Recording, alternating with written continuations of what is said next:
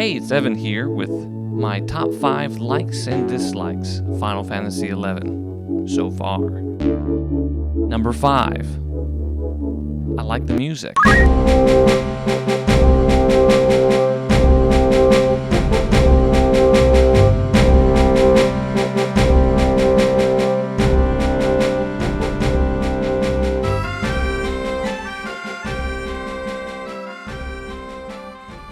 So with Final Fantasy 1 through 9, we're used to Nobuo Uematsu and his amazing scores.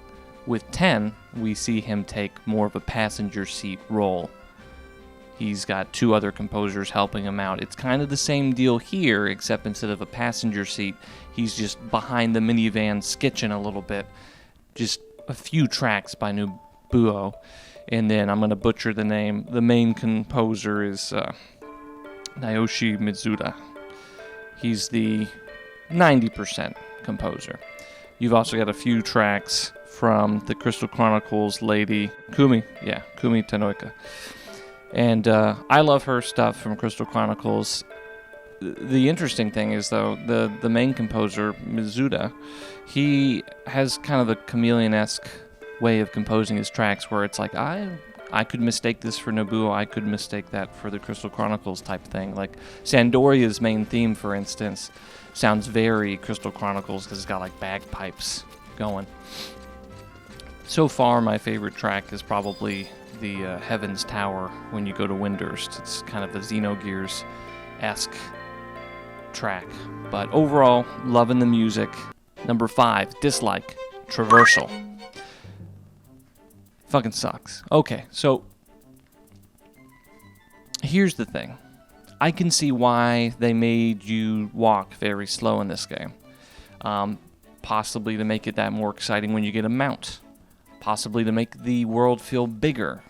Because, if it takes you twice as long to get to a place, man, this place is huge.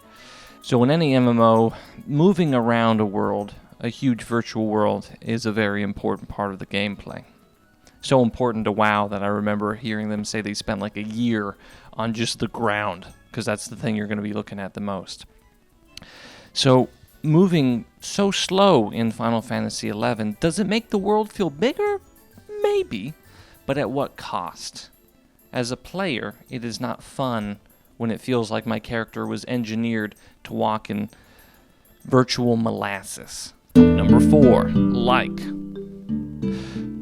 This brings us to the scale of the world. So the slowness kind of exacerbates the good and the bad of the scale of the world. Final Fantasy XI is huge, For an MMO that's had this many expansions, that's been around for so long, this is not surprising, but it should still be mentioned.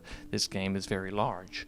I'm 80 hours in, and I still have not seen all the zones, and I don't even know how many there are, and that reaches us to another problem that we'll get to later, but for now, I mentioned the slowness to say that if I was moving twice as fast, the world would still seem supermassive. It is a huge game.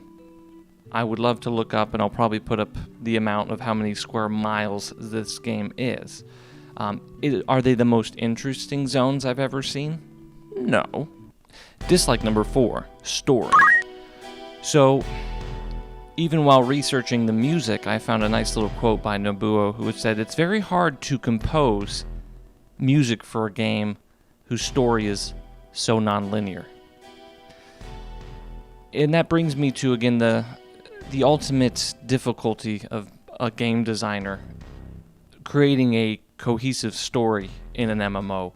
You've got so much space to cover from going to place. You've got so many possible side quests. How do you make the main story interesting and actually stick in the mind of the player? With Vana'diel, with Final Fantasy XI, the story, now that I'm about 80 hours in, is finally starting to pick up. And we'll get to that in one of the things that I do like about it, but I do, again, have to give some negative points to Final Fantasy XI in that it's taken so long for the story to not just seem like fetch quest, go here, do that.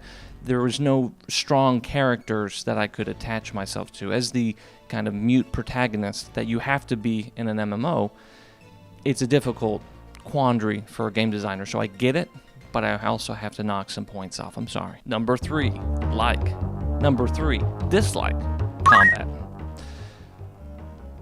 I both hate and love the combat in this game. That's not true. I both like and dislike.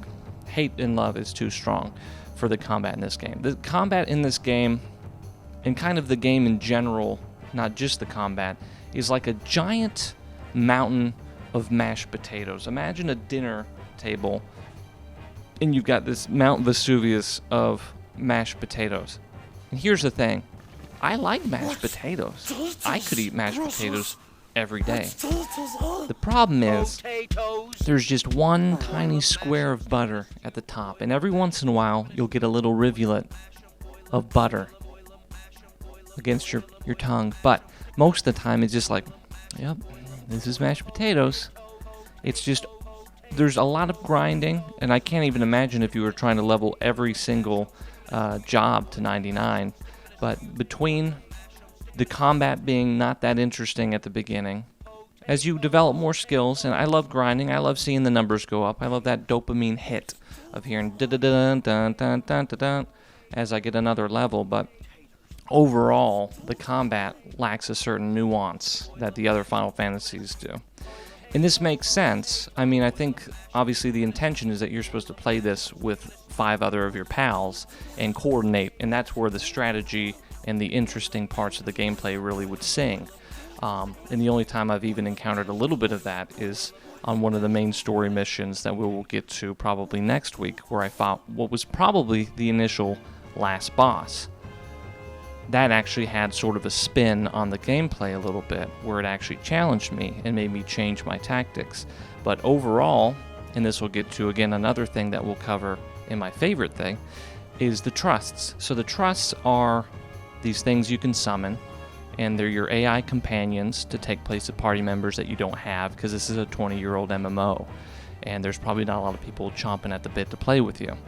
So the double-edged sword with the trusts, and I won't go into it too much because again we'll touch on it later, is that there can't be that much nuance because the AI isn't that great. The AI is overpowered, but it is also very stupid at times. So they have to make it very strong to make up for the fact that it's very dumb. And this means the encounters are either very easy and it's just like bam, bam, bam, and I'm just doing my auto attack and doing some stuff and kind of supporting the team, but don't really feel like I'm engaged in it. I don't feel like I'm the one, I'm the weakest link in my party, which is kind of sad because I'm the only human mentally. Whereas the other battles that are too hard, it's like I have no chance. I can't control my companions. I can't tell them, hey, this enemy gains health from when you hit him with a wind elemental magic, and you're hitting them with the wind elemental magic. What are you doing? So the combat, while I enjoy it, while it is the bulk of the gameplay and it is a little repetitive, there are some very strong negatives to go along with that. Like number 2, the story.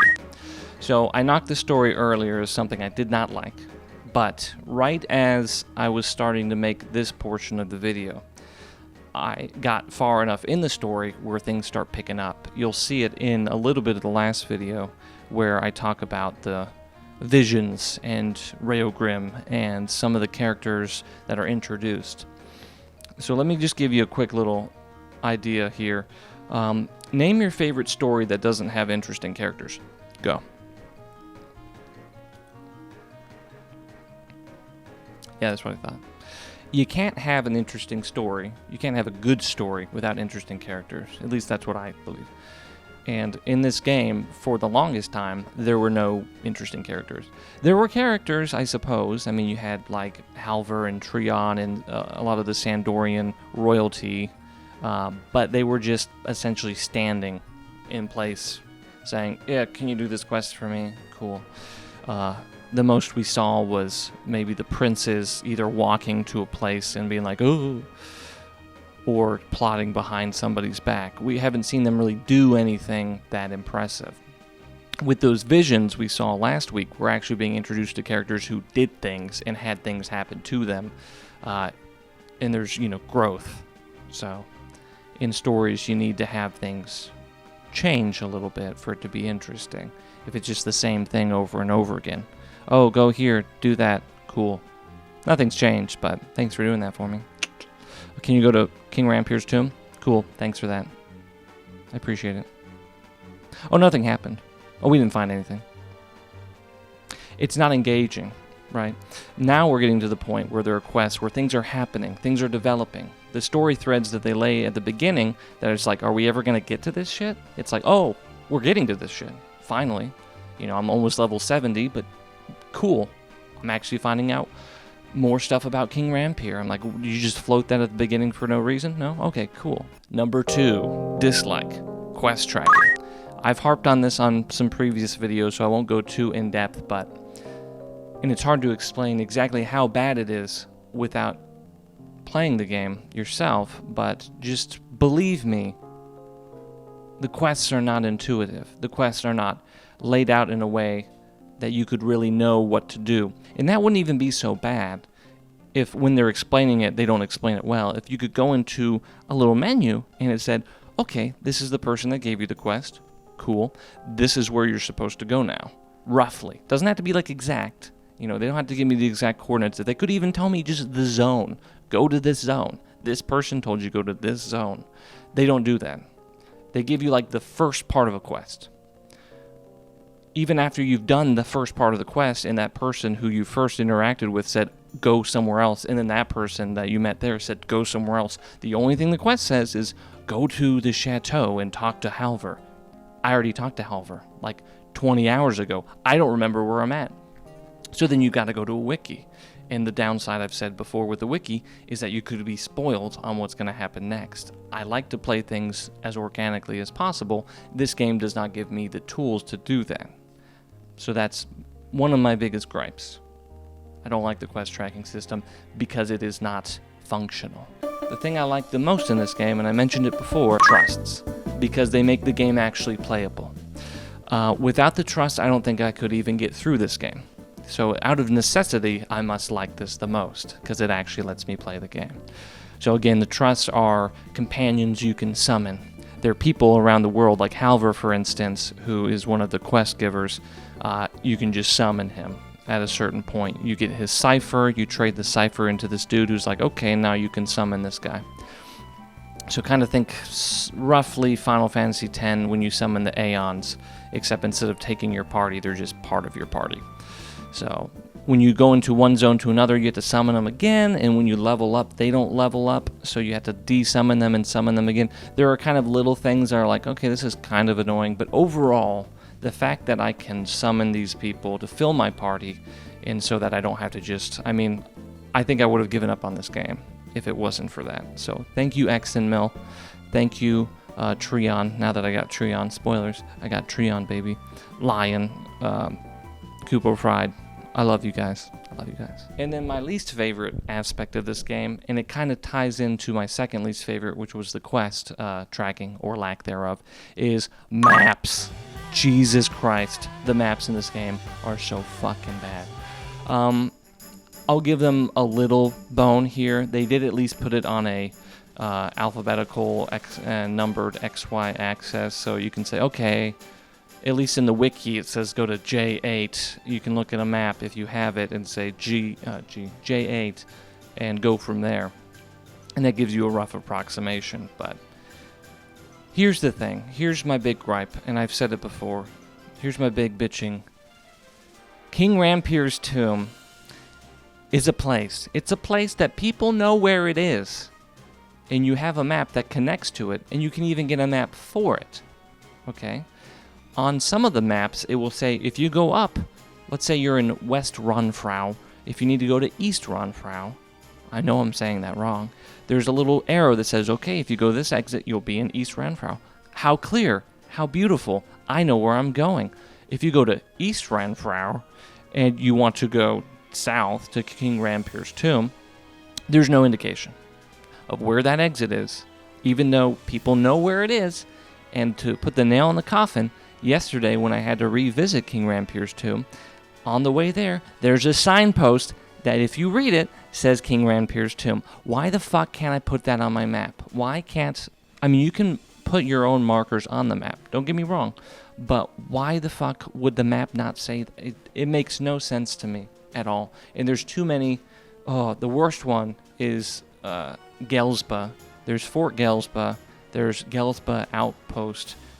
And then there's, what's the other one? Some grotto that connects them in the most serpentine way. And to try to get from one place to another, even the wiki maps can't do it clearly. There's too many instances of the maps where just like, I have no idea. I have no idea where I'm supposed to go. It's just so unnecessarily difficult. Did I spit on myself? I'm that pissed. I'm spitting. I'm so pissed off about the maps. There's just no reason for it. Like, I could see, your first MMO, Square's first MMO, you're not sure how to do this thing. There's also the fact that there's a lack of cohesion to the maps. There's no, again, I hate to praise WoW over and over again, even though I don't love WoW that much. Their map system is so good because you can see how connected everything is. You can see your journey very clearly. I've gone from here to here to here to here. There are big maps like that in Final Fantasy XI that you can access. But the way you access them, the way you interact with those maps, doesn't show you really how everything connects. It's all kind of vague, like, oh, this is kind of up here, this is kind of to the west, but you don't see it very clearly, like, oh, this is literally the path I'm going down the entire way. It's like, okay, this zone connects somewhere to this zone. It doesn't tell me where this connects to this, even though I've done this. It's just kind of ridiculous. So why they could not have patched the quest tracker, why they could not have patched the maps, I would love to know. Is it too close to the infrastructure of the beginning that if they change that it would break the whole game? I don't know. So that pisses me off quite a bit.